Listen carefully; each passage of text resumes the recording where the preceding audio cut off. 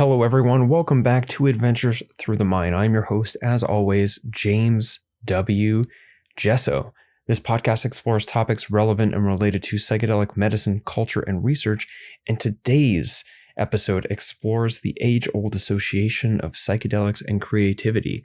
Specifically, we're going to explore the effects of psilocybin on creativity, why it is that creativity is so difficult to measure in a lab, the association and differences between creativity and art, and how creativity is more than just being able to make pretty things, for example, or to produce works of art, but is also what is described as a transdiagnostic process, an essential cognitive skill for navigating the complexities of life and maintaining your mental health in the process. In order to explore these topics, we have two people on the show, Natasha Mason and Jan Ramaekers. Natasha Mason, PhD, is a postdoc at Maastricht University, Department of Psychopharmacology.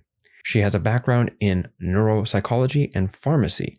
Utilizing multimodal study designs, her current research assesses drug-induced neural adaptations and their influence on affect behavior and cognition. Within this focus, she has a strong interest in the underlying mechanisms of psychedelic drug action, and particularly those that may hold therapeutic value for disorders like anxiety and depression. Dr. Jan Ramaekers works as a professor in psychopharmacology at Maastricht University, which is in the Netherlands. His research combines methods from psychopharmacology, forensic toxicology, and cognitive neuroscience to determine drug-induced changes in human performance. He focuses on the impact of different substances of use/abuse, including medicinal drugs, cannabis, MDMA, novel psychoactive substances, and psychedelics on neuronal networks and human cognitive control. So those two researchers are part of the team that did the research and authored the paper, Spontaneous and Deliberate Creative Cognition During and After Psilocybin Exposure. They're on the show to talk about that research, to talk about what informed the research, the challenges of doing the research, and the results, which were not what the researchers expected. So I think you're going to enjoy this one. I have had some requests to do episodes specifically on psychedelics and creativity. And so here we are, the first of what I assume will be more of episodes and interviews on this topic. Before we get into the interview, big thank you to my patrons on Patreon who make this podcast possible. So thank you very much, patrons. Without you, the podcast wouldn't exist. I would not be able to invest the time and money into producing it for you, and I would not be able to do so with total creative control while maintaining it as being a free podcast on the internet. So thank you very much. I'd like to send a particular thanks to the people whose names are listed in the show notes to this episode or on the screen here on YouTube, as they have been giving significantly, some of which for a long time. If you're not yet a patron of the show and you're enjoying it and you'd like to contribute to the financial responsibilities and necessities of producing and maintaining it, you can do so by becoming a patron on Patreon at patreon.com/James W. Jesso, or by leaving a one-time donation, be it through PayPal or through Bitcoin. Links to all of that are contained in the description to this episode, and thank you very much for helping support the show. Okay, so that's the intro. No more further ado. Here is my interview with Natasha Mason and Jan Ramaekers on Adventures Through the Mind, episode 145, exploring the effects of psilocybin on creativity. Enjoy. Natasha Mason and Jan Ramaekers, welcome to Adventures Through the Mind. Thank you. Well, thank you for inviting us. Mm-hmm. So we've got you on the show today to talk about your recent research paper, which was called Spontaneous and Deliberate Creative Cognition During and After Psilocybin Exposure. And since the topic of creativity and the word creativity is such a common term, I think it would probably serve us to begin this interview with the disambiguation of the term creativity. Yeah, I can maybe start with that. Indeed, it is a very broad term, and I also think it's kind of subjective in some cases as to how you define it. So we define creativity as as having two constructs, right? And these constructs consist of both divergent thinking and convergent thinking. So to give you an example, to understand what these mean, if you think of, for example, you want to solve a problem, and thus you have a brainstorming session. So divergent thinking is that generating of ideas to come up with ways to solve this problem. But then you have to decide, okay, which of these ideas do you pick? And that's where convergent thinking comes in, and that you decide, okay, this would be the best solution, the most efficient, the quickest, the cheapest, whatever, to reach your goal. So both of these aspects are very important in regards to creative outputs. I would say, well, maybe not historically, but in the creativity research, most studies actually focus on divergent thinking.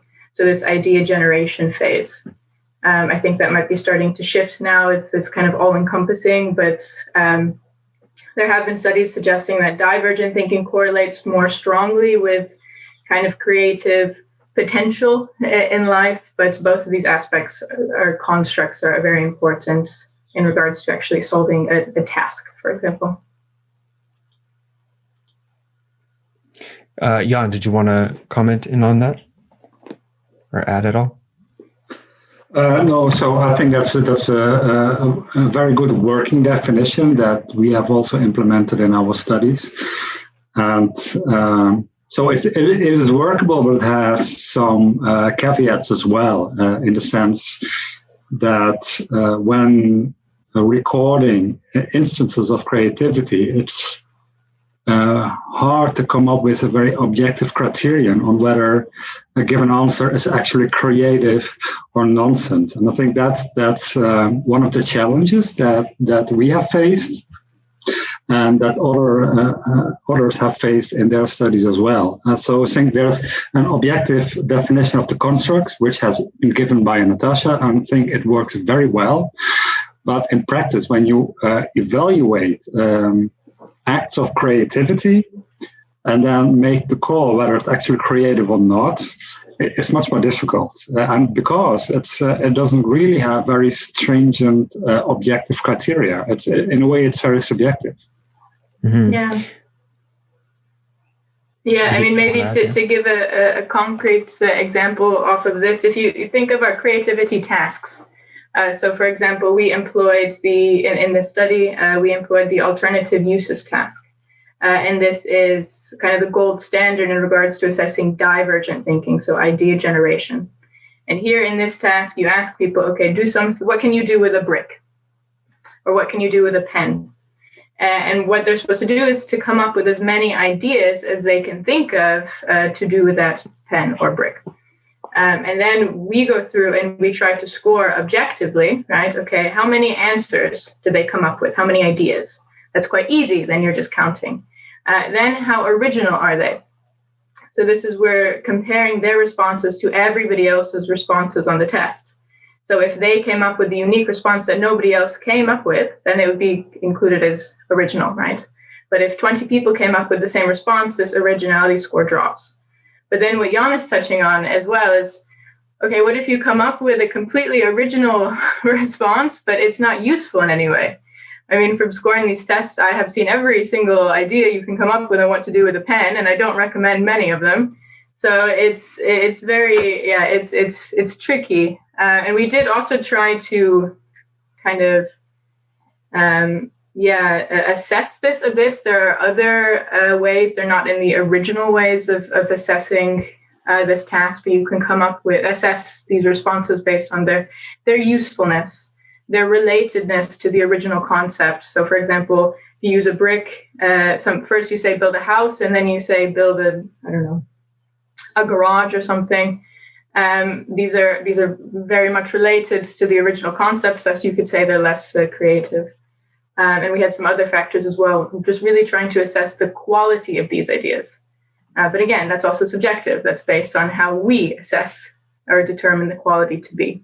And we try to do this with different raters so that we can see if people are grading them similarly, right? To try to make it as objective as possible, but it's not so much in the end.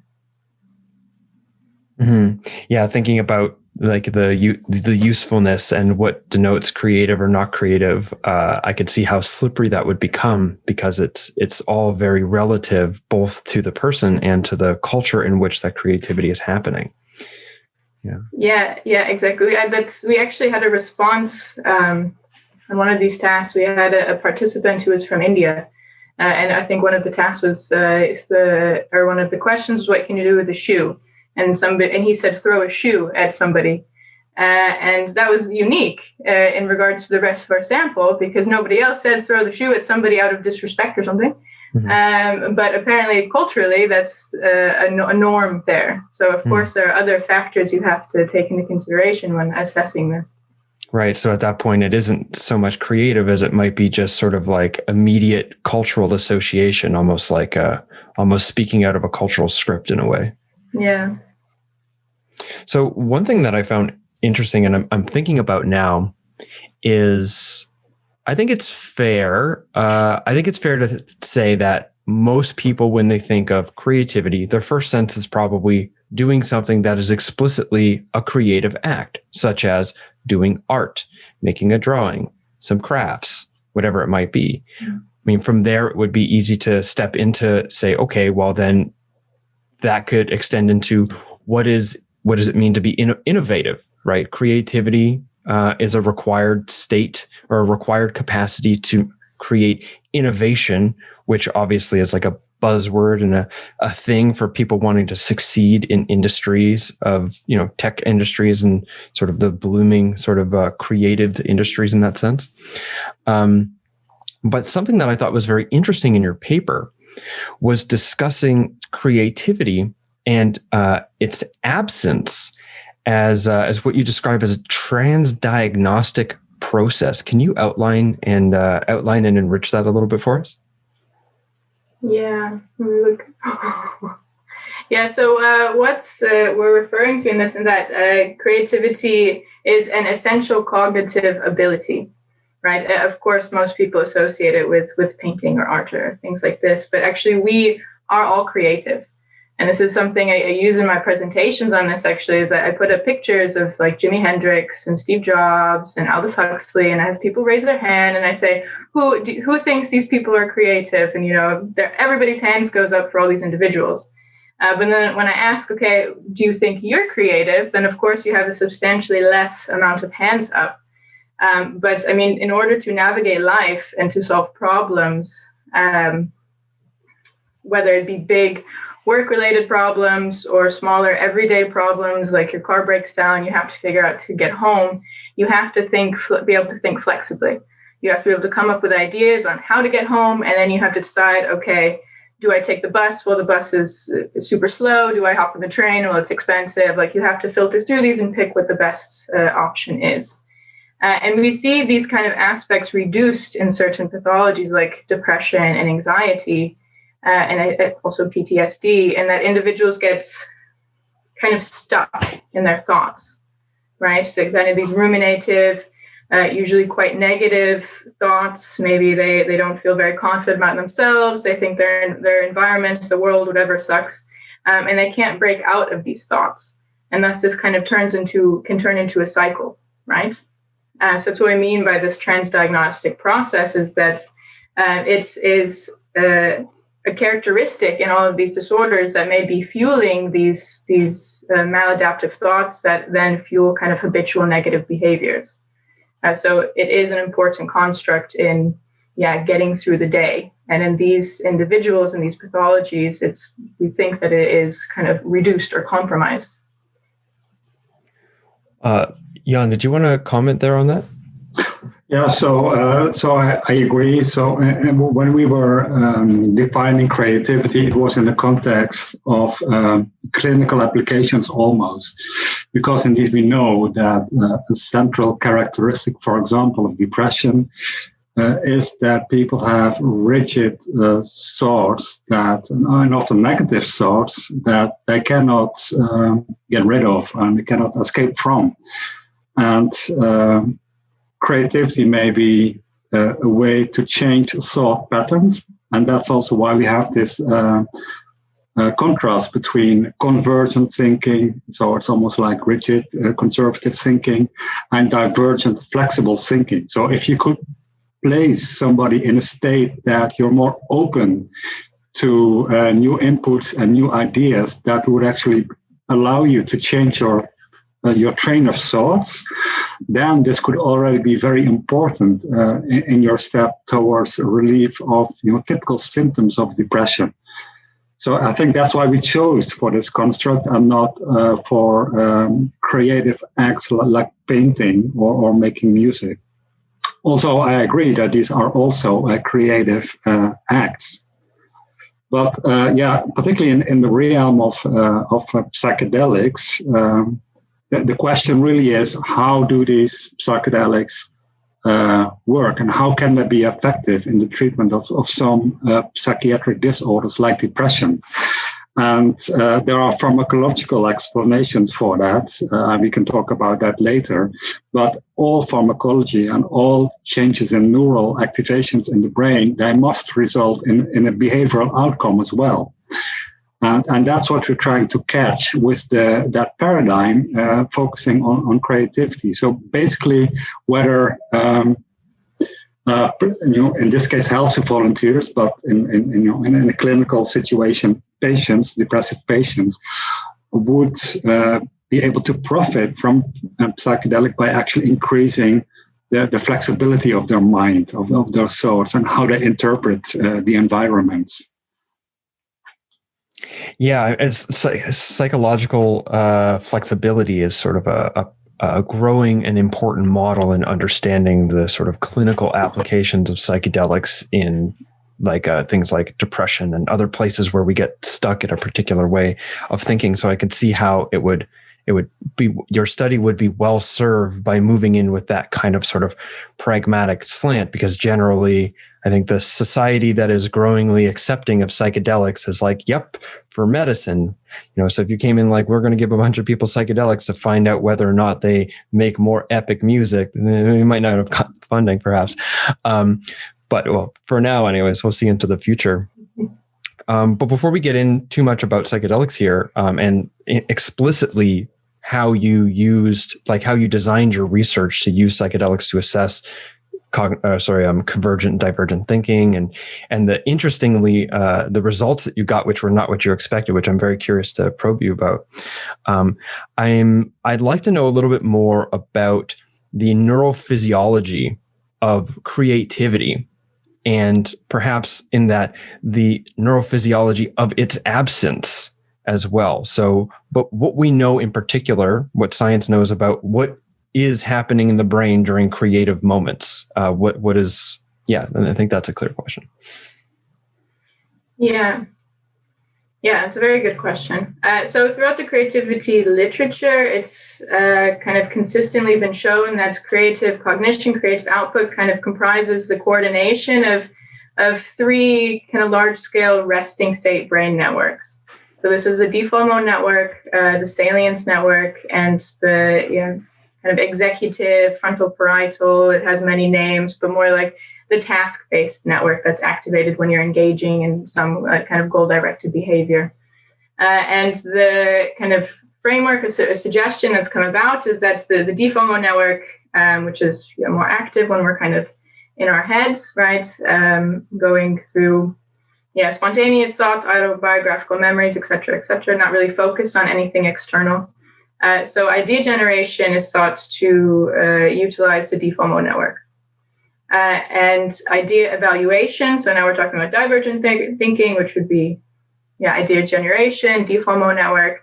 Convergent thinking, evaluation, this is more executive, task-based network. And then you have the shifting between them, right? So you have the salience network, which is identifying, it's active when you are identifying ideas that need to be evaluated. So going back and forth between the internal and external world.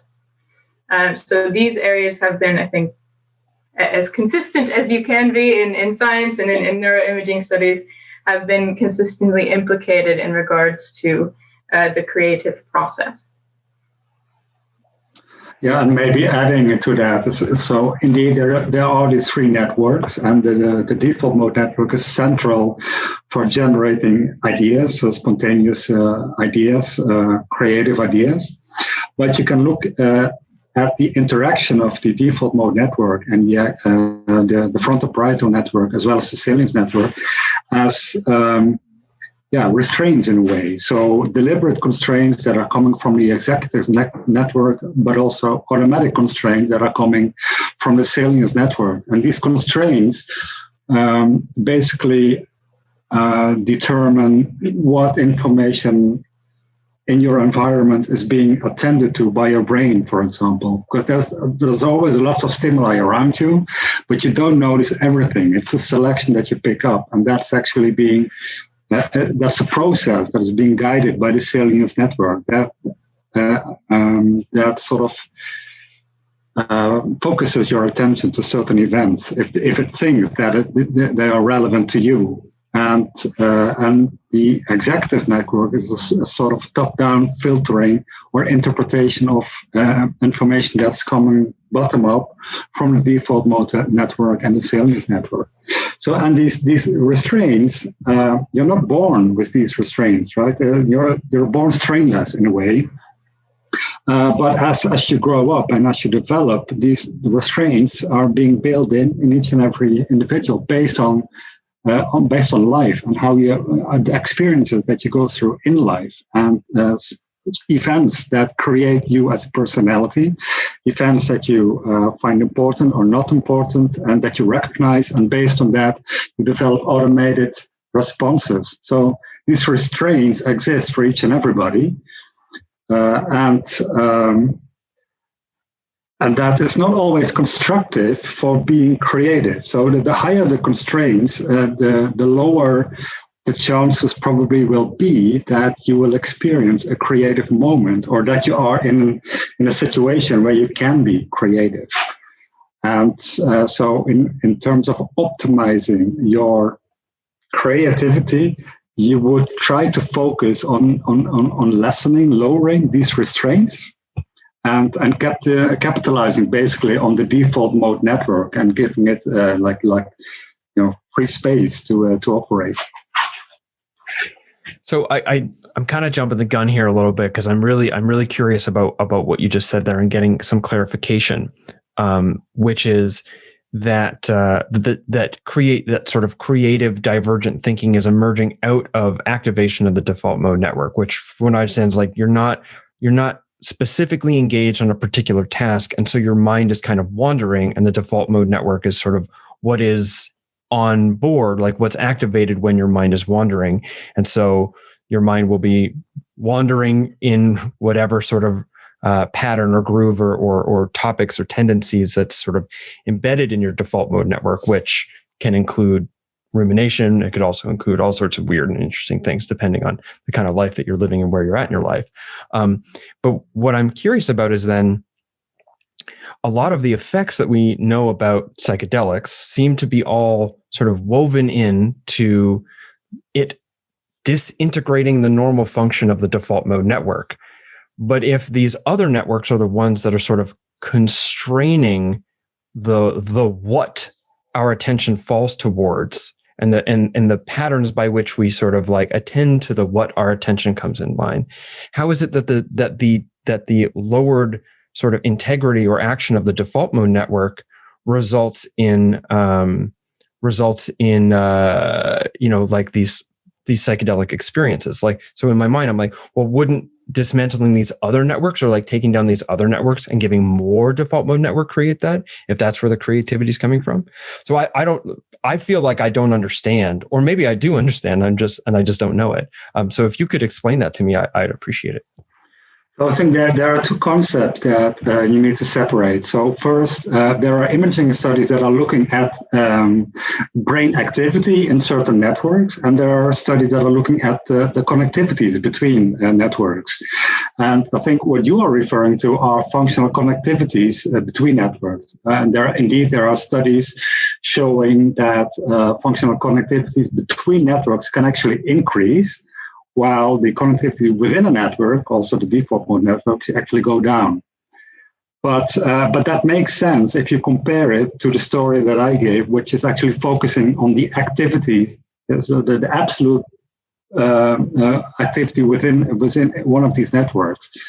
So if if the filtering, for example, of the salience network and the frontoparietal network becomes less, then that also means that there can be more communication between those networks and the actual default mode network. So the filtering becomes less efficient, and therefore there's more information flowing between the networks. And that's why you see the increase in functional connectivities between the networks. And that might actually underlie some of these creative processes or increments that we see. Okay, so then just to clarify, that these other networks are also, okay, let me see if I get this. So looking at so psychedelics result like oh my God, I'm forming together brand new ideas right now, or trying to understand, which is difficult, right? Like learning is hard. So the default mode network is sort of reduced in its activity with psychedelics, but in that reduction of activity, there's a widespread or a wide increase in functional connectivity, which links it with a number of different networks, which then changes the operation in a way that sort of broad scale, everything working together now produces these experiences. It isn't in particular one network or another, but the consequence of them being functionally connected in a way that otherwise it would be it would be constrained to not function in that way. Is that about correct? I think that's correct. And so you would maybe a good term for it maybe would be that you arrive in a hyper-associative state, basically, because of the filters and the restraints have come down, and all the information that is present is basically also processed in parallel, which gives you the opportunity to associate as much as you want, and that's the hyper-associative state. Okay, very cool. All right, let's get back onto the track. Maybe we'll swing back around this later on. So, give me a sense of what the actual research was. What was the study that you were going in to do? So, basically, give me the basis. What was your hypothesis, and how did you set up your study to research that hypothesis? Yeah, well, this was a very large study. So this is one aspect of it, essentially. But overall, we were interested in the ability or the effects of psilocybin on creativity because of what we mentioned, right? Because it is such an important and necessary aspect or process in daily life, both for healthy individuals and also for individuals suffering from disorders like depression, anxiety, and what have you. So we set up this study where we wanted it to be, so it was experimental, right? So it was in the lab where we brought people in and we gave them psilocybin or placebo so we could assess what the drug-induced changes were. This was kind of lacking in the previous work we did, in the previous work others have done way in the past, like in the 60s, where there was no placebo-controlled, for example. So we gave individuals psilocybin, and then during the peak experience, they went in our fMRI scanner. And in the scanner, this is where we were looking at these network connectivity changes that you and Jan were just discussing. And we're also interested in certain chemicals in the brain. So one of these chemicals being glutamate. And I can explain later if you want why we were interested in this. Afterwards, they got outside of the scanner, and then they performed the creativity tasks. So we were able to assess both divergent and convergent thinking. And we also asked them how creative they were feeling.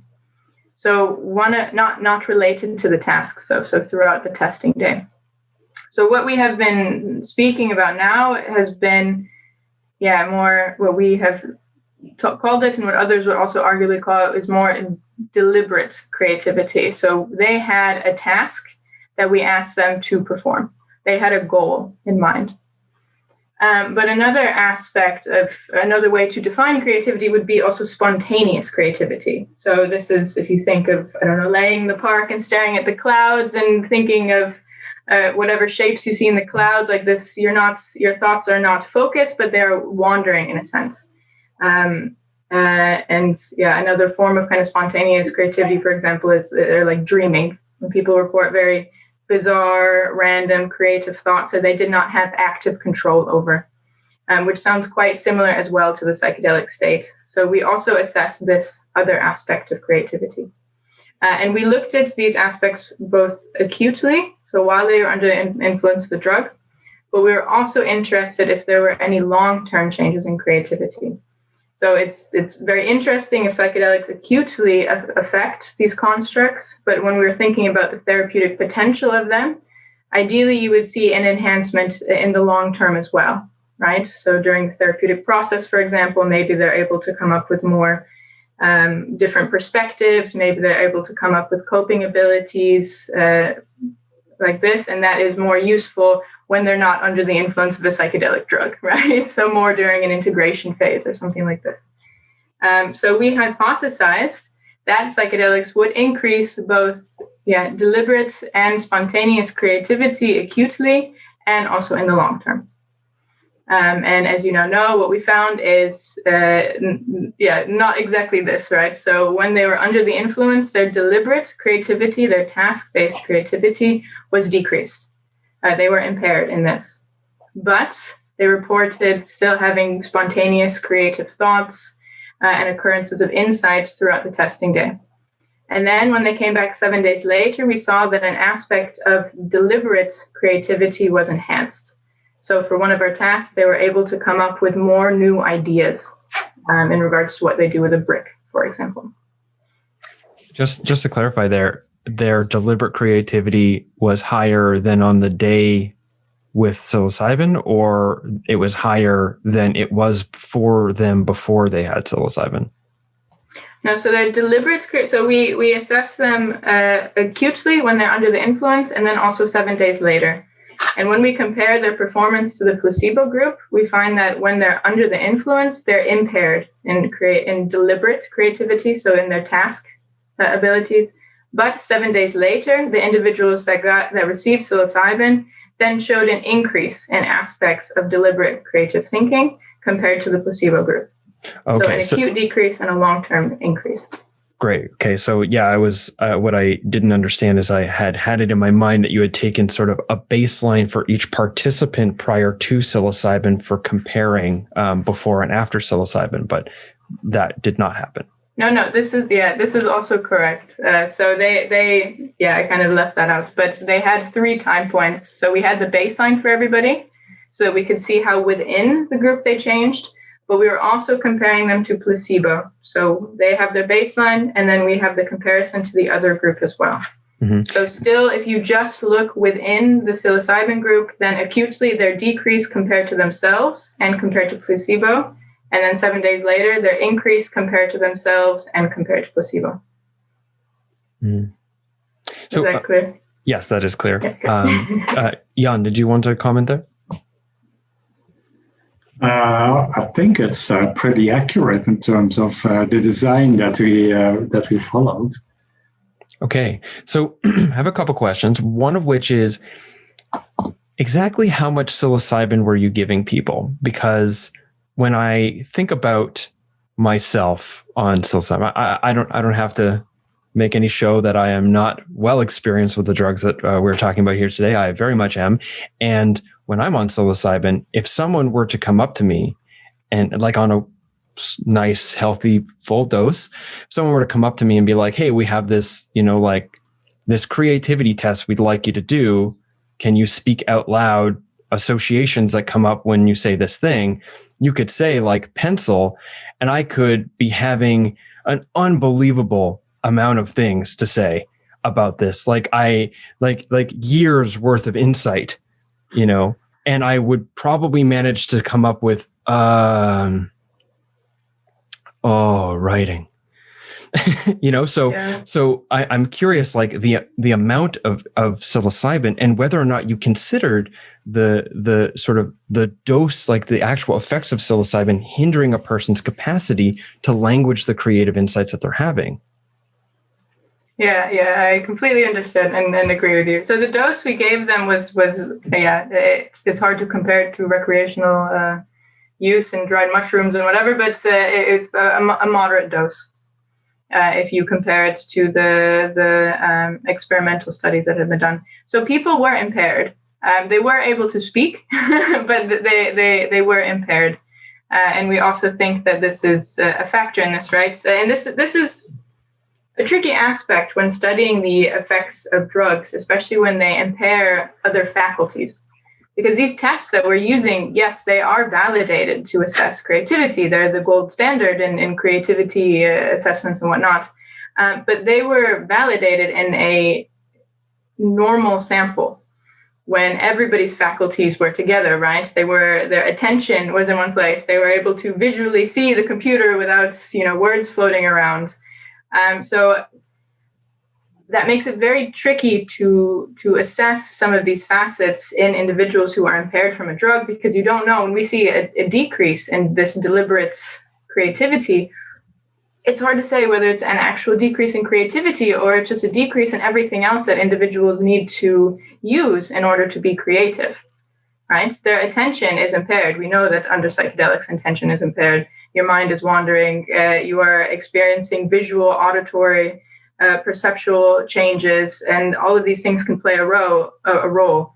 Also, their reaction times are slower, and on these tests, they are timed as well. And they're not saying it out loud, they're having to write or type as well. So motor performance is impaired too.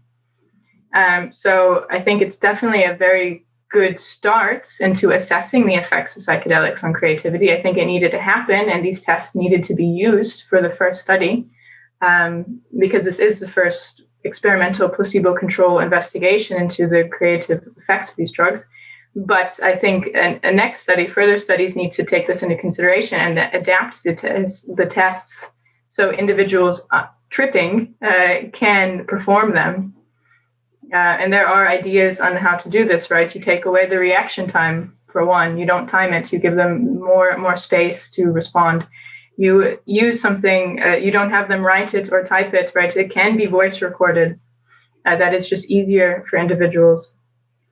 I think also making a creativity test that is more personally relevant as well. I mean, if I'm asking you while you're tripping, what do you do with a brick? You probably don't care. But maybe if I would ask you, okay, what is a problem in your life that you're trying to solve?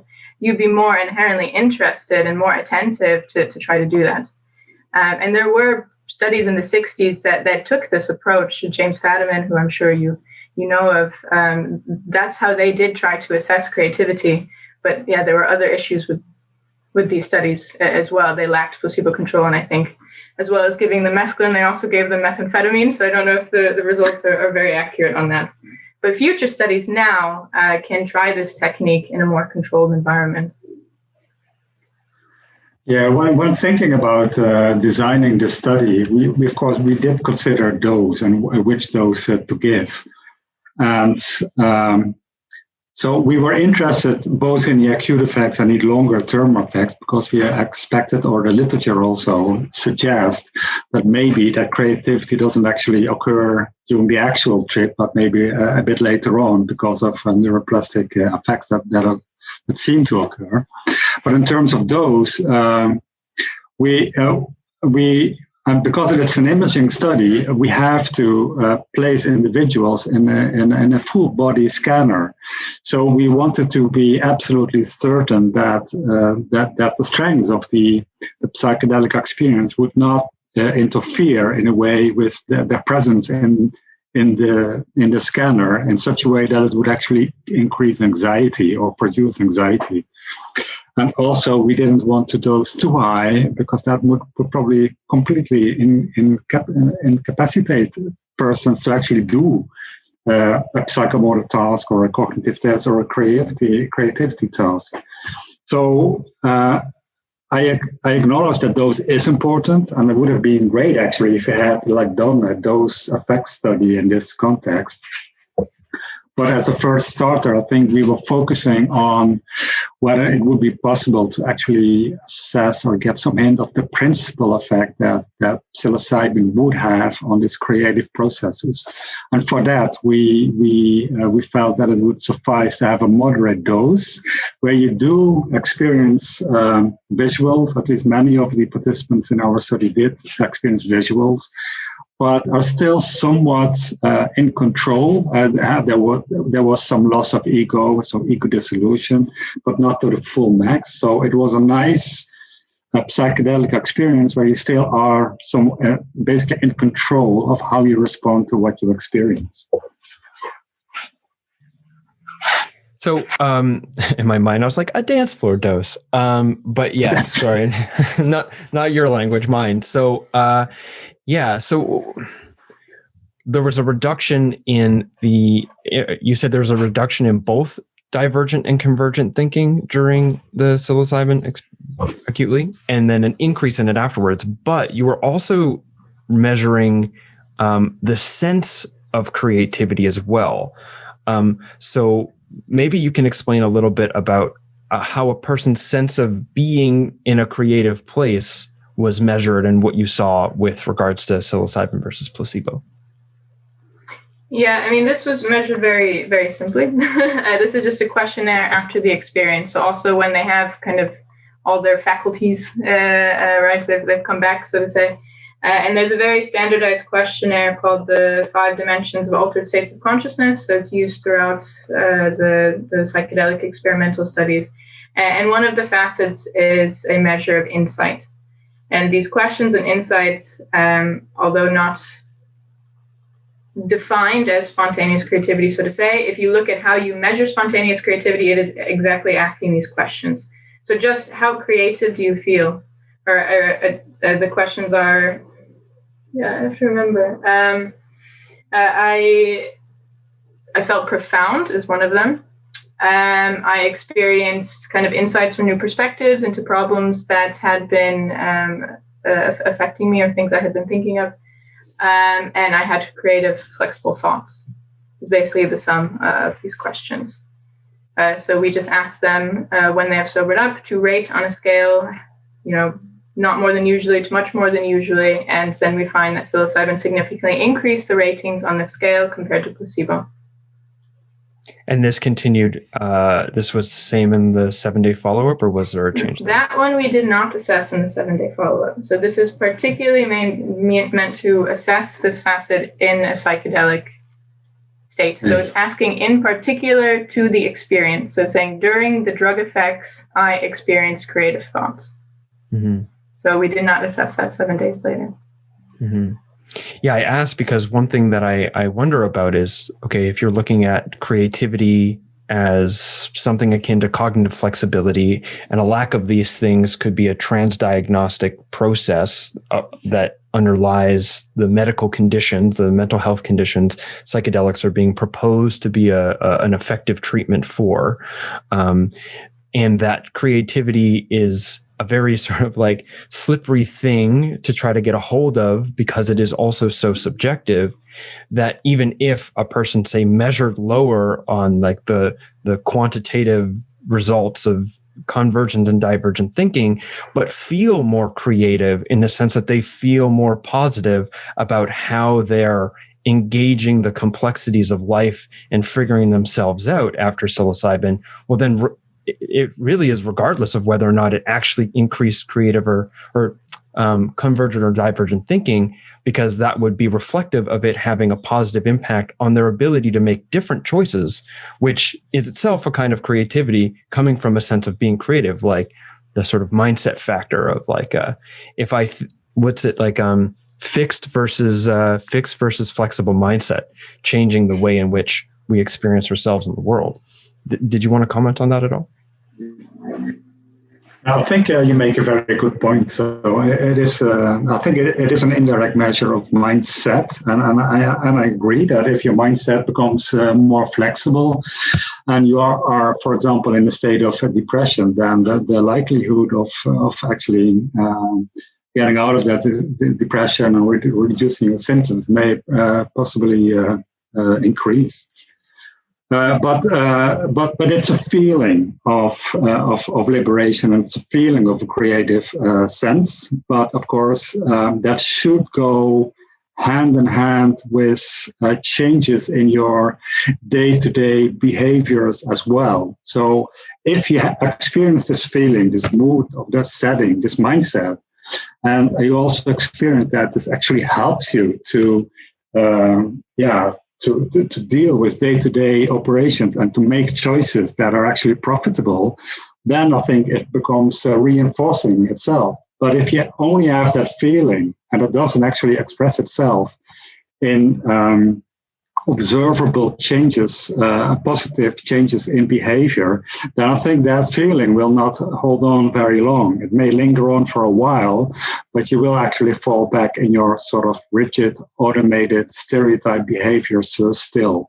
So I think it's important, and it may trigger, maybe like a trigger to change your behavior. But of course, these things should actually go hand in hand. And only if they go hand in hand, we probably will find objective changes in, creativity or symptoms of depression or any other kind of mental health disease. Yeah, absolutely. I mean, that's the whole integration thing, like how do we make these, how do we translate the meaning of these experiences in a way that allows them to, result in changes in ourselves and our lives that ripple outwards and back into a higher quality of life on every level for ourselves, taking us out of the context internally and externally that gave rise to the mental health concern, because it's not just an issue of fixing the connection in your brain. It's a lot more complex than that, of course. Natasha, I'll give you an opportunity to comment on that, and then I have another couple of questions here. Yeah, I mean, I don't think there's much. I don't think I have much more to say about that. But indeed, it is important. Enhancement in creativity or feeling creativity is good, is fine. But yeah, it's, can you do anything with it? Is there a functional outcome of it? And yeah, it just makes me think of there's a quote by Steve Jobs, who used LSD, and this quote was, when I took LSD, I had the most creative thoughts, and I saw the other side to the coin, or something like this, that it's not, that what is important is making great things instead of making money. And I always think of, I don't know your opinions on Apple, but I don't think they're, at least now, I see them as a bit focused on money. So it kind of makes me laugh a bit to think, okay, you have these realizations, but then if you don't act on them, if you don't act according to your insights and whatnot, then what does it mean in the long run? So yeah, feeling creative is good, but yeah, it's being able to use it in daily life, I think, is the important aspect of this. Mm-hmm. And certainly, Apple's bottom line likely isn't taking into consideration the spiritual revelations of its previous sort of figurehead and creative leader, especially now that he's dead and they don't really owe him anything but lip service, as far as a business might be concerned. So yes, all right. So I have two questions here. I'm not sure which one makes sense to go into now. I think the one that feels most salient for me, I'm excited about this, which is about the subjective sense of creativity, that you are measuring in the altered states. This sort of profoundness, the awe feeling, the sort of being, I can't remember the exact language that you're using. And I just wonder about creativity and art aren't necessarily the same, but good art is usually a consequence of creativity in a cultural context where that creativity manages to reflect the culture back onto itself through the artistic process onto the artifact of the thing. So my curiosity is about whether or not there's space for, or any sort of inclinations towards, doing some sort of research with artists explicitly and their use of psychedelics, and how it impacts the art that they create and the meaning behind which, or the meaning within which that art contains.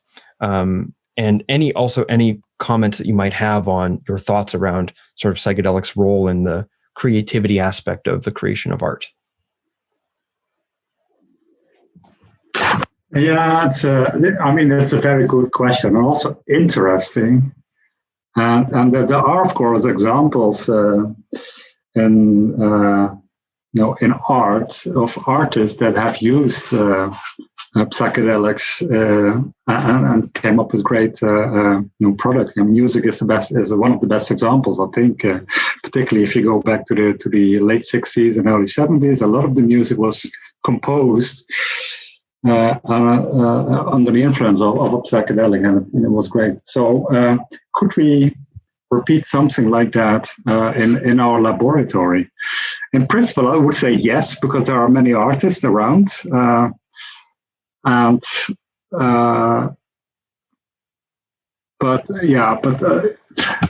then again, I don't think that a psychedelic would actually produce a creative phase or in each and every artist. I think that's a kind of problematic. And you would like to include or to know upfront, which artists are most likely to actually profit from this psychedelic creative state and come up with something beautiful. And I suspect that this is not always the case. Even if you only include artists, not all the art that comes out of it from being on a psychedelic will be considered very creative or beautiful by a larger audience. So in that sense, I'm not so sure whether the outcomes from a study in artists would be very different from a study which you conduct in just users of psychedelics that do not have like an artistic background. Yeah, and in the end, though, I think it's fascinating. But in the end, it's still a subjective rating on creativity, right? So you would ask that artist now, okay, is this painting or musical piece or whatever more creative now that you've taken a psychedelic to what you were creating before? You can also try to get independent raters of this, but how do you assess creativity levels of a piece of art? I mean, how many colors are used or how intricate it is? Or, I think there is actually a study running now doing something like this. I don't know the specifics of it, but I think a group is trying to assess this. And I think there was also some previous work again in the 60s that was looking at like actual kind of creative production in an artistic sense. But I find it so hard to think of how you would quantify creativity in that sense, besides just asking the artist, do you think this is better now that you've taken a psychedelic drug or not? One way to look, one take on this might be to actually use art as an independent variable to see if it can actually increase your state of creativity. So, for example, if you're playing music, when you're scanning people, or when you're playing music, when we're asking people to do this creative task, or be surrounded by paintings.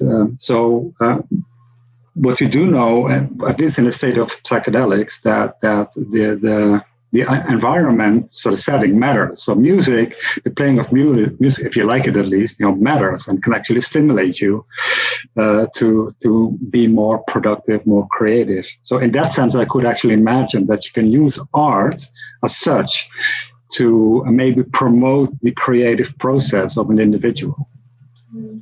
But even that I find tricky, because then you have to, what music does everybody like? What art does everybody like? What is good for one person may not be good for another. Yeah, I guess with science, with the scientific method presently being fairly heavily focused on the measuring of the objective, even subjective measures are attempted to sort of be gathered so that we could group them together into making them sort of objective observations, or we use the objective visuals of neural imaging in order to explain what is happening with a subjective experience. That the idea of science being able to get a proper handle on art as a process might be a bit sort of like antithetical in a way, or impossible, but maybe not. I mean, for myself, when I think about it, and maybe I'm just using this as an excuse to sort of soapbox my ideas here about art, is that when we look upon a piece of art or experience music or something, we are sort of, it is a gateway or a portal into a process, into a state of mind, into a reality that was occupied by the artist in its process. And that if art strikes the individual, if the subjective experience of the artist and its sort of external representations meets a sort of strikes a subjective chord in a person, that art itself becomes a gateway into an experience with the art that is akin, an extension of, and greater than the artist itself. And so wondering about what might be the impact of more art being produced under the intensity of a psychedelic experience, and what degree that might have to the people, like what degree of impact or change or subjective experience people have with that art, and whether or not they would need to have taken psychedelics to activate with it, and how does it activate them when they're under psychedelics? These are a lot of different questions that I have. Yeah. Some art looks really good on LSD, for example. There's art that is drawn so that when you look at it, everything about it matches the visuals, and it's like looking into another dimension, where other stuff I'm like, well, maybe not so much. So anyways, I step back now. Any comments if you'd like?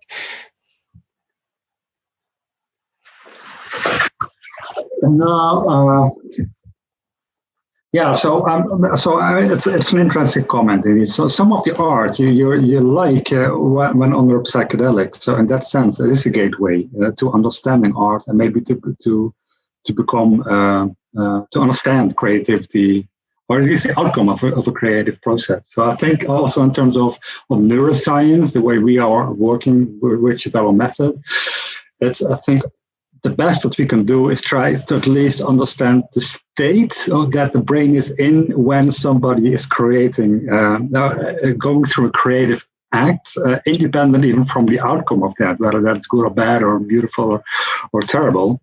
I think, and that is probably as far as we can go. I think it's hard. I mean, it would be even greater if we could actually use our tools to really predict the creative outcome of a process.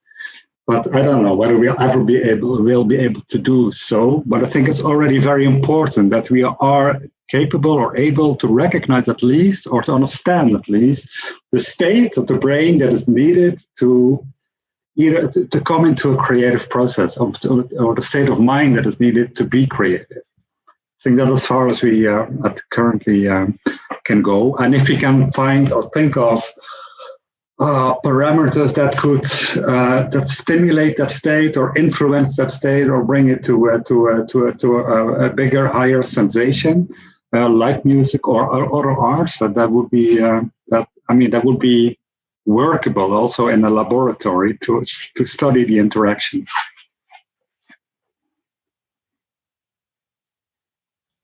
Natasha, would you like to comment on that at all further? No, I don't think I have much more to say on that, no. I mean, in regards to tools, yeah, that's also why we were interested in, as well as understanding if psychedelics enhance creativity. If they do, or enhance certain aspects of creativity, as Jan said, very valid, regardless of whether we find it creative or not, then they can be used as a tool in order to further investigate the underlying neural correlates of creativity. I mean, this is a very hard construct to investigate, also because, as we see, it's not very well defined. But if you have a psychopharmacological method, a tool, a drug that can reliably, for example, enhance spontaneous creativity while decreasing other aspects of creativity, you can more methodologically assess what's going on in the brain at different states of the creative process. Cool. All right, let's move away a little bit from my wide-eyed speculation about psychedelics and art, and go back. Yeah, I was trying to think of some psychedelic music that I actually dislike, but I can't come up with a good example, because I think most of the music that was, even today, there's like a revival in music that has some psychedelic influences, right? That goes back to the 60s and 70s. Mm-hmm. I can't actually think of a very good example that thing was really this is really bad. This really is like a bad example of making music on psychedelics. But then again, if there's this, I'm sure it happened, but then of course they were never really, the records never came out. And sure, they didn't stand the test of time. Yeah. This is unpublished work probably that we have to look for. Well, there is a lot of music being produced right now that is psychedelic music. Absolutely.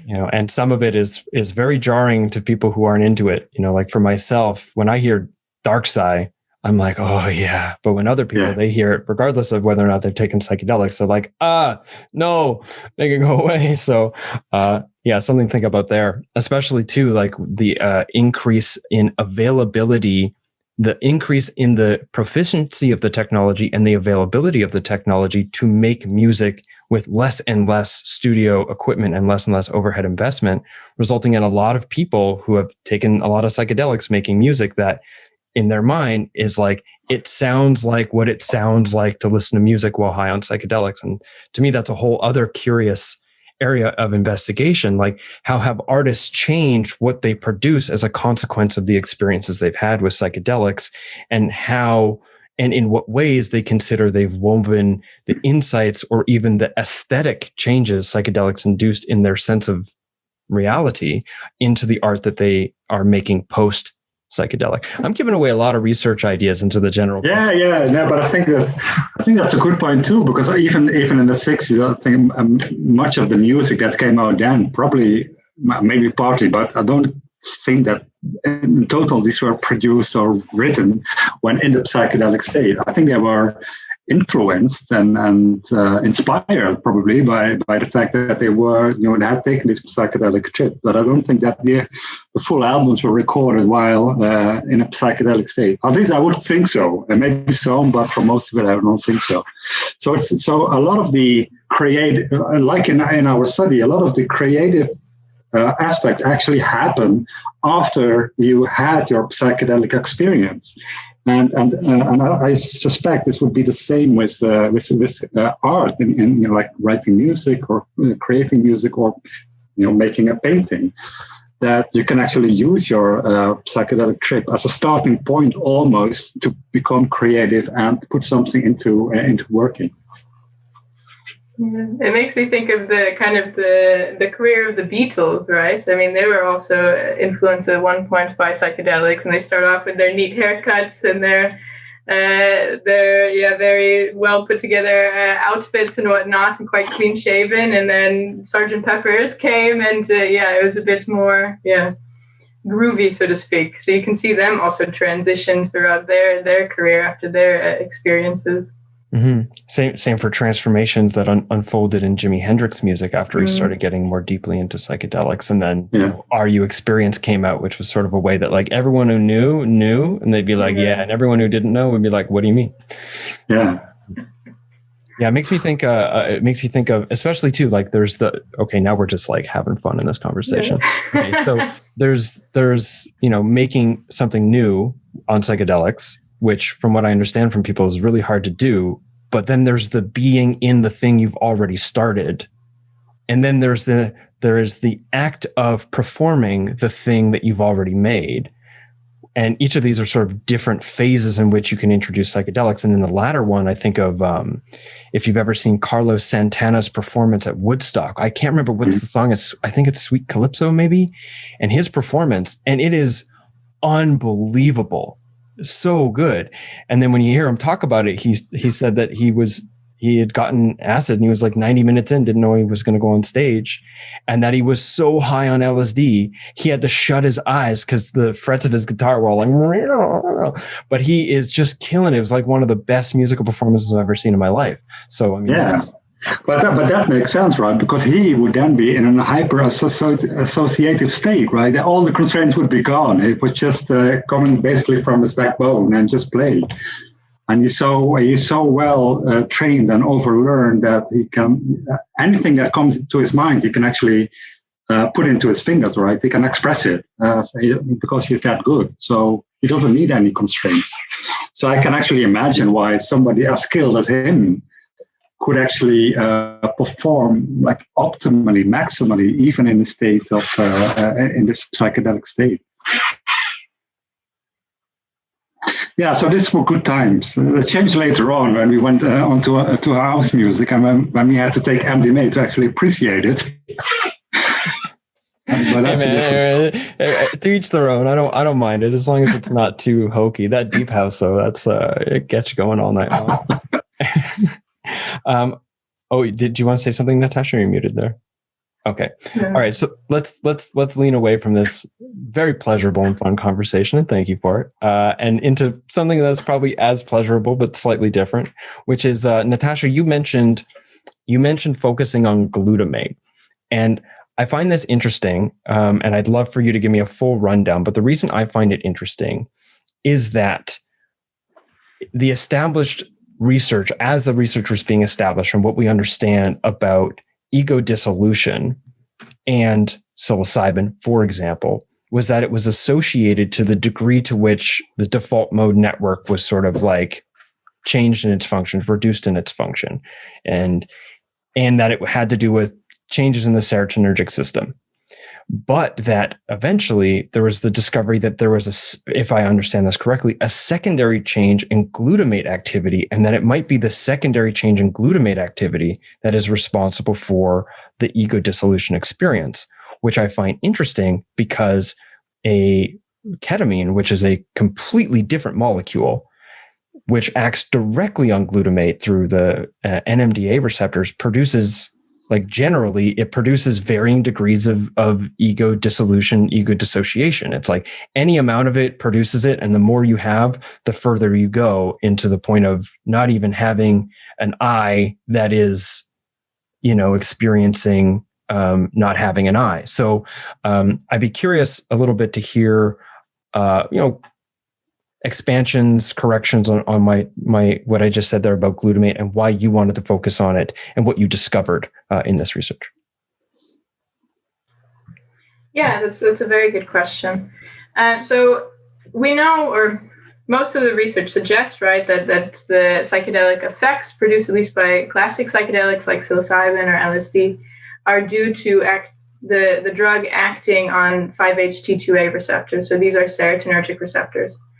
But serotonin in the brain is actually a neuromodulator, right? So it actually, yes, there's this consequence of activating serotonin, but then there are downstream effects that actually are giving rise to these changes in network connectivity, for example, that Jan mentioned.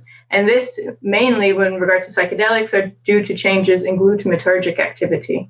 So psychedelics act on neurons that elicit glutamate, essentially, that increase, in some brain areas increase glutamate, in other areas we find a decrease of glutamate. So we were interested in glutamate for this reason, because it has been implicated in the acute effects of these drugs, being an underlying modulator of the brain changes that we see in the default mode network as well as other networks. But also it's this change in glutamate that is suggested to lead to the lasting changes in behavior under psychedelic drugs. So it happens when these serotonin receptors are activated, they increase glutamate, and then this has more downstream effects, right? So this actually increases what's called BDNF. And this is a protein that's implicated in neuronal growth and survival and suggested to be the underlying cause of this increased functional and structural neuroplasticity that we see in animal models under psychedelics. So the focus on glutamate, as well as the acute kind of underlying mechanism, is also to see, okay, we've seen in rodents that psychedelics increase glutamate, and this leads to changes, long-standing changes in the brain. Is this also happening in humans?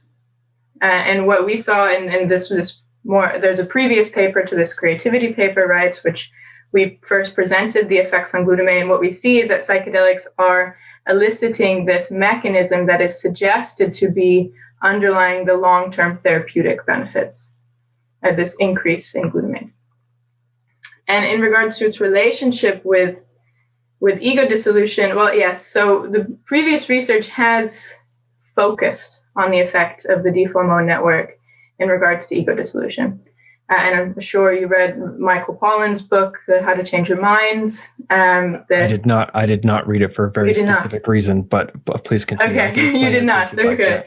Well, a lot of people did. Yes, and there was this kind of narrative that the default mode network is where your seat of consciousness is, and then once this is gone, then you no longer exist, right? And it's very nice narrative. It's very easy to understand, but it's probably not that easy in regards to explaining what's going on in the brain.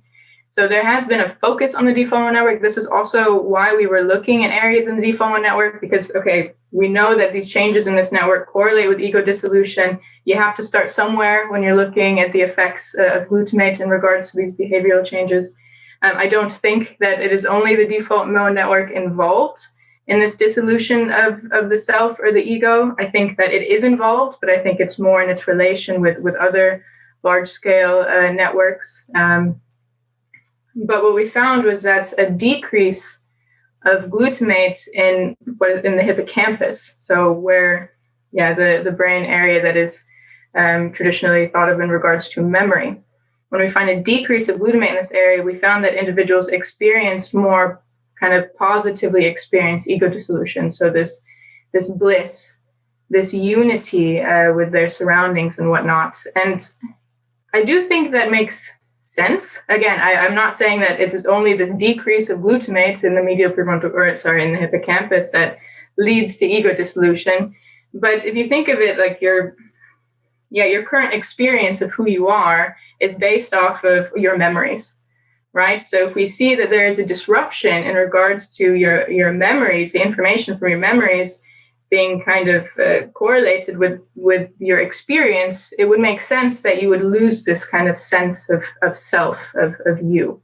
So I think these findings are very interesting. I think they're very preliminary. I think a lot more work needs to be done in regards to ego dissolution and even defining what it is, because that, like creativity, that's very hard to talk about. We did find this relationship between the hippocampus, glutamatergic functioning in this area, and probably then connectivity with the rest of the brain and individuals' experiences of losing their sense of self. Jan, did you want to comment on that? Otherwise, I kind of have like a follow-up question. You're muted. So that was really, it's interesting for I think for two reasons. So first, we have limited knowledge on the pharmacology of psychedelics. We know that they act on 5-HT2 receptors, and then they do something downstream. And the role of glutamate has always been speculated, particularly coming from animal models. But I think what is really interesting from our study is kind of twofold. First, that this regional divergent in glutamate changes is relevant because the changes that we observe in the medial frontal cortex, they were actually associated with feelings of anxiety that can also arise on a psychedelic trip. So it's almost like the bad trip side of the experience, whereas the good side of the trip, so the ego dissolution, was associated to the level, the lowering of the glutamate levels in the hippocampus. So I think that by itself is already interesting and could be like a lead for future research, maybe, to develop a psychedelic that only brings the positive experiences and leave out the bad ones. So that's the first take on it. And the second perspective that I find very interesting is that we find these changes in the hippocampus. So the hippocampus is a part of the default mode network. But as Natasha indicated, it's also the locus, part of the locus of our memory circuit. It's part of the memory circuit. And it's also an area where you see a lot of the proliferation and pruning of stem cells, basically, that still need to develop itself over time. And what you see with psychedelics, also with psilocybin, also we didn't show it in our particular study, is this rapid increase in BDNF, also as indicated by Natasha. And that means that or that probably means that there will be like a window of opportunity, of a window of plasticity, and that takes about, usually, the cycle takes about 30 days, I think, where you have the opportunity to actually influence how these neural cells actually develop over time. And that can be through experience, it can be through pharmacology, but I think that also might indicate that there you have like a window in which, for example, you could implement, like a cognitive therapy or psychotherapy to optimize the pharmacological state that a psychedelic brought you into. Right? I think that's an important aspect, particularly because it is in the hippocampus, and particularly that's an area that's so much involved in the memory circuit where rigid thinking, for example, coming back to depression, actually has found its archive. So if you can change the archive and add new experiences to that way of thinking, of that way of addressing problems that you run into, that might actually contribute to your overall well-being in the end. So I think the glutamate story is really very relevant, and the fact that we can pinpoint it to changes in the hippocampal function is really a very important lead to follow up research. So I don't know how much of what I'm going to say is actually like verified as being correct, or how much of it has been sort of disproven. So I'm going to go for it, and I'll expect you to correct me as necessary. Which is that, from what I understand, too much glutamate like kills the brain cells, and that you can undergo brain death as a consequence of extreme stresses, basically flooding your brain with glutamate. I think Carl Jensen many years ago theorized that perhaps ketamine was blocking. I'll leave that aside. Okay, so brain death. Now, and I don't know how much research this is done, but it's a common sort of thread in sort of following the communities of people talking about the content around my show, is the discussion of depression, and depression over time being actually a consequence of what they call excitotoxicity, which is that, the consequences of too much glutamate operation for too long, basically burning out your brain cells and making it so that you can't really respond to life in any way other than stress and whatever sort of like adaptive responses we have to stress, which under chronic stress usually eventually degrade and become not all that helpful. So my question here is, and although I personally think it's great that we can have difficult experiences, and I think looking at sort of the changes in memory and the changes in the psychology that emerge as a direct consequence of the meaning of the experiences themselves, very important. Is there a possibility that there's a direct pharmacological effect through the glutamate system that is producing the antidepressive sort of cascade that comes out of a psilocybin experience? Yeah, that is what is being proposed. Exactly, right? Is that kind of, as Jan stated, regionally selective, or regionally dependent changes in glutamate under a psychedelic could kind of repair potential excitotoxicity, so neuronal death and neuronal connection death due to stressors, right? And it's really interesting. I don't think it's published, but there was work by David Olson in the US. He's done a lot of preclinical work. He was the first to show, I think, in a very systematic study that at least psychedelics, when applied to neurons, to brain cells, and also in rodents, actually increases functional and structural neuroplasticity. But he also did a study in which he wanted to see if psychedelics, by enhancing neuroplasticity, were better able, or were quicker in allowing rodents to kind of extinguish a fear. So they taught rodents a fear, they gave them a psychedelic, and they found that those who were given the psychedelic were quicker to extinguish this association. Right, which is a suggestive behavioral marker now of neuroplasticity. in that their brains were changing and thus their behavior was changing. So he also thought, okay, psychedelics are inducing the state of plasticity. They're making it hypersociated, whatever, so you're able to extinguish this fear. So by that logic, you would think that also if you gave a rat or whatever a psychedelic, then they would also acquire that fear quicker, right? Because neuroplasticity does not necessarily mean it's good, right? You're more sensitive to your environment, but if your environment is bad, then you're going to learn bad behaviors. This is a potential issue with SSRIs. But what they found actually is that the psychedelics did not enhance the acquisition of the fear behavior, only the extinction of the fear behavior. So, I mean, that's fascinating. But what he's suggested is showing that it is extremely regionally dependent where this neuroplasticity is taking place. So that it's focused on in the medial prefrontal cortex, and also there's something as well happening in the hippocampus. It may not be directly BDNF related, but that these networks which are compromised in depression, they've been found repeatedly to be, to have atrophy, so neuronal death in these areas, that psychedelics selectively enhance glutamate and thus neuroplasticity in these areas, which allow for individuals to get their emotion regulation strategies back and things like this. So it is regional dependent, it seems, and that is very important in regards to the behavioral consequence. Yeah, and the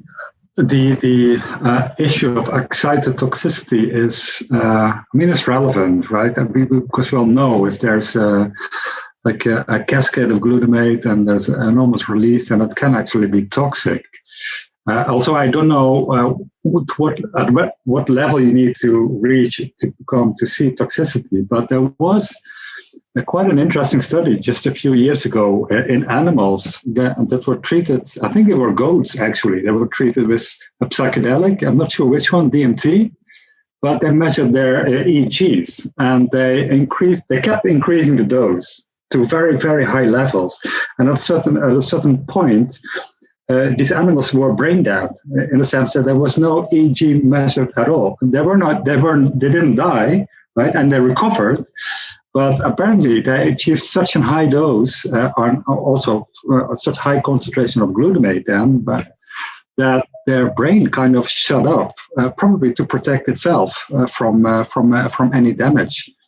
So that seems to suggest that there's like an inbuilt protection mechanism in our brains that tries to avoid damage from happening. But of course, if you keep increasing the dose, that probably won't help you anymore. But I thought it was interesting to see that that there is this reflex or this inbuilt response to high levels of psychedelics because of that, the glutamine. Yeah, that actually goes back to the tangent about Carl Jensen that I didn't complete, which is that in his book on ketamine, this is in the 90s, I think, so I don't know how much of this research has been disproven, but he hypothesized that given the types of experiences we have on ketamine and how those experiences are occasioned pharmacologically in the brain, that those experiences are very similar to near-death type experiences, is it possible that there is a type of chemical or molecular action in the brain that during moments of extreme stress where glutamate would produce brain death, there's a protection from glutamate from those floods so that it can't, flow into the receptor or whatever. And that whatever that mechanism is acting similarly to ketamine, which is why they're similar type experiences, and that your near-death experiences are a psychedelic experience occasioned by your brain responding to glutamate death, which is maybe a little too materialist or like cognicentric for my personal desires, but it was a very interesting theory to consider. Yeah, but actually, it's been suggested that actually 5-HT2A receptor activation in normal everyday life happens when you are undergoing extreme stress. So there's 5-HT1 kind of system in the brain and 5-HT2. And one is, I think, more the normally activated serotonin system. But when you undergo a near-death experience or something extremely stressful, then it's actually 5-HT2 that is acting, that is activated. And this is the same system that the psychedelics are acting on. So I can see a relation there. Cool. Well, let's draw to a close here. Is there anything else that you'd like to add to this discussion before we close out, and or possibly what's coming up next for your research? I think you said that this paper was a part of a larger project, so possibly there's more papers coming out. Yeah, in regards to this study, so we have two parts that are published. The first part, the focus very much was on glutamate, right? So demonstrating that there are changes, that psychedelics do affect glutamates in the human brain, and the relationship with the acute behavioral effects. We have this study assessing creativity, but we were also interested in assessing the effect of psychedelics on goal-directed versus habitual behavior. So in line with creative thinking, so being able to suppress a response and act in a way that you are intending to. And we were also interested in the effect of psilocybin to influence empathy. So we know, of course, that there is previous research on this with psilocybin and with MDMA, that these drugs do enhance empathy, so your how much you feel for another individual, and this can also serve kind of therapeutic potential. It can increase the therapeutic relationship alliance between you and a clinician, for example. And we know that deficits in empathy are also prevalent in individuals with depression. So they find that the more of a decrease in empathy, the more of a depressive symptoms people experience. So this could also be kind of a transdiagnostic process as well. So it has been found that acutely psychedelics increase this aspect, but we were interested if this lasts. So if, again, 7 days later, they are still showing enhancements in empathy. So these two studies, or aspects of the study, also need to come out. Jan? So indeed. So future studies that there's a lot of studies that we are working on and thinking about. But of course, one aspect that is of interest is that even with psychedelics, not everybody responds positively, right? There are non-responders as well. And I think that's a question that already has been above the market for a very long time, and that hasn't gone away with psychedelics. So I think it's really, also with our approach, it's interesting to see whether some of these parameters that we have been measuring, like glutamate, can actually also predict some of the therapeutic responses that people see in pathological population. So I think an interesting follow-up here would be to actually not include healthy volunteers, but patients who have a depression, to see if whether any of the changes that we are fundamentally seeing can actually be translated or applied to patient populations, to kind of fine-tune or get a better grip on the mechanism and how psychedelics actually are able to relieve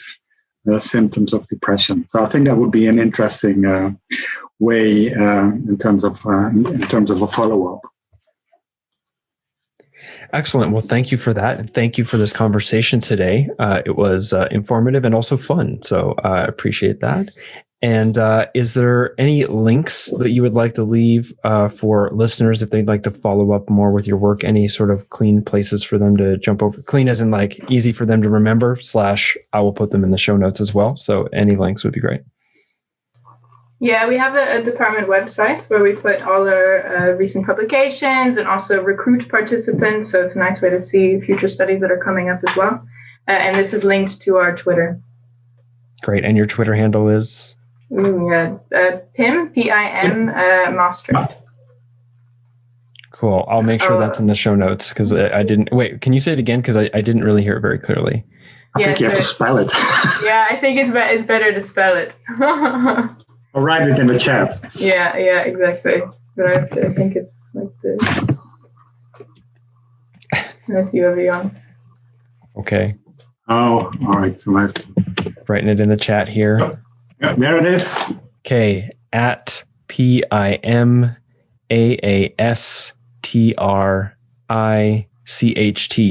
Yeah, so that is short for psychopharmacology in Maastricht. Yeah. So Maastricht is where we work and live. Okay. Well, that's the Twitter handle. And Jan, did you have any more links to handle or hand out, or is that's good? Well, we have our website, right? That's psychopharmacology in Maastricht. What do we have? Yeah, .com. .com. Yeah. Okay. .com. Again, these links will be easily accessible to listeners on the show notes for this episode at jameswjesso.com. Jan, Natasha, thank you so much for your research and for coming out for this interview today and for your time. Yeah, thank you. You're welcome.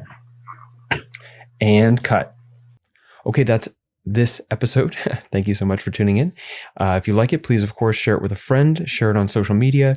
And if you found value in this episode, please consider contributing financially to the production and sustainability of the show by leaving a donation of some variety or by becoming my patron on Patreon. Links to do so are contained in the description to this episode. Also, I want to send a special thank you to the people who have recently left donations specifically in response to my ask from the last episode to possibly help out with the expense of addressing a family emergency that is happening right now in my life. So thank you very much to those people who did that. I really appreciate it. And that's all for me. And that's all for this episode. So I will see you on the next one. And until then, take care.